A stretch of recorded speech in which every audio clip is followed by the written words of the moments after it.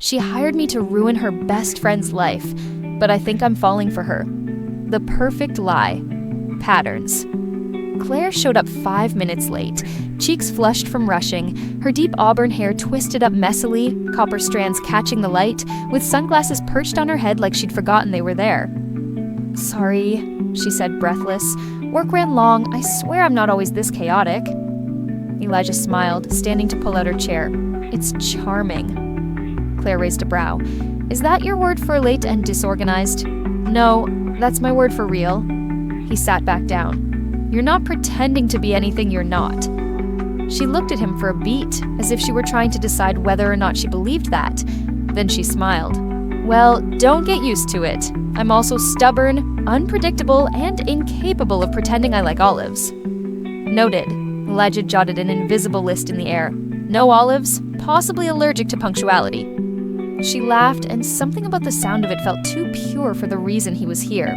They were at a small outdoor cafe she'd picked, something local, quiet, with mismatched chairs and wildflowers on every table.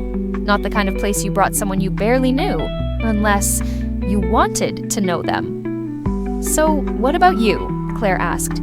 "Tell me something real, not the polished version, something imperfect." Elijah blinked. That wasn't in the script. He hesitated, then shrugged. "I bite my nails when I'm anxious. I hate flying. I talk to myself when I'm editing photos." Claire grinned. "Now we're getting somewhere." She took another sip of lemonade, then tilted her head. "Your turn. Ask me something." Elijah leaned forward. "All right. What's something you've never told anyone, but kind of want to?" Claire paused. Her gaze dropped to the table.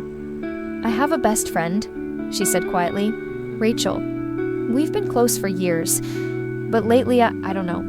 I can't shake the feeling that I let her down." Elijah kept his expression neutral. "Why would you think that?" She exhaled slowly. "It was about someone she was seeing. Something happened between them. She wanted me to help her with something, and I couldn't. I just couldn't." She looked down again, brushing a crumb from the table like it had weight. Elijah didn't speak, because Rachel had told him something very different. That Claire was the one who crossed the line, that she had done something. But Claire's voice, her guilt, sounded nothing like betrayal.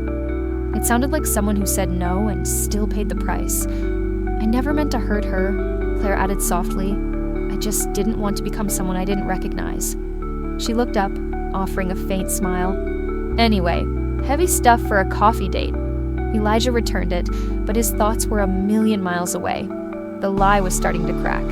And Claire didn't seem like the villain in this story. When they parted, she kissed his cheek. Just once. Light. Careful.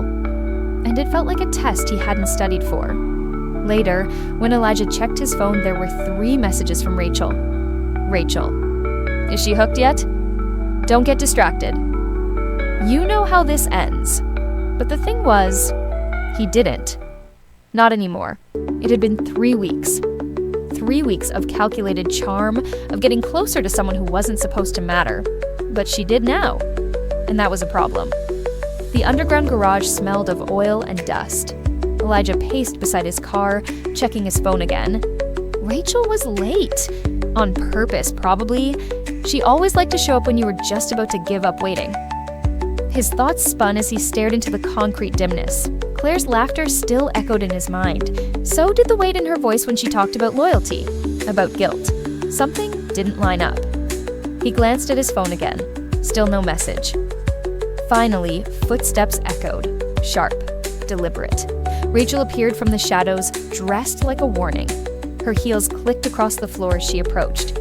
"You're not answering my texts," she said coldly. "I've been busy." "Too busy to check in on the plan you're being paid for?" He didn't bother with excuses. "It's not as simple as you made it out to be." Rachel's eyes sharpened. "You're getting too close." He said nothing. "You were supposed to charm her, not fall for her." Elijah took a breath. "Tell me again what she did." Rachel froze, just for a second. "Excuse me?" "Just tell me," he said, eyes fixed on hers. "I want to hear it again." Her expression didn't falter, but her voice came a little too perfectly. She knew I was grieving.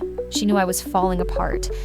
And while I was burying my mother, she was sleeping with my boyfriend. She folded her arms. She lied to me for months, stabbed me in the back. That's who Claire Monroe is. Elijah stared at her.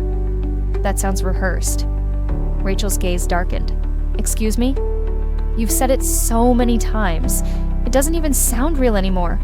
Her calm cracked, just slightly. She stepped in, her voice low and dangerous. You're in too deep, so let me make this simple. She leaned closer, her words sharp. You follow the plan, or I tell her everything. Who you are, what you've done, every lie you told to make her fall. Elijah's jaw clenched. You think she'll still want you after that? Rachel asked. Sure, she'll be mad at me. Maybe she'll cut me off, but you, she'll hate you. She let the silence stretch before twisting the knife one last time. And I will enjoy watching her walk away from you.